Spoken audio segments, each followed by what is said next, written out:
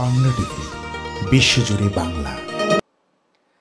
জামাতে আমিরি ডাক্তার শফিকুর রহমান কুয়েতে আগমন উপলক্ষে প্রীতি সমাবেশ অনুষ্ঠিত হয়েছে। কুয়েত প্রতিনিধি আহ জুবেদ জানান, দেশটির আরাদিয়া এলাকায় এক খাইমাতে বাংলাদেশ কোরআন প্রশিক্ষণ কেন্দ্র কুয়েতের উদ্যোগে এর আয়োজন করা হয়। সমাবেশে সভাপতিত্ব করেন আয়োজক সংগঠনের সভাপতি খতিব মাওলানা নুরুল আলম। এতে প্রধান অতিথি হিসেবে উপস্থিত ছিলেন জামাতে আমিরি ডাক্তার শফিকুর রহমান। এ সময় জামাতে আমির বলেন, ব্যক্তি বা কোনো রাজনৈতিক দলের স্বার্থে কাজ না করে দেশের জন্য কাজ করতে হবে। জামাতে আমির জানান, দূতাবাসের দায়িত্ব প্রবাসীদের দুঃখ দুর্দশা দেখার।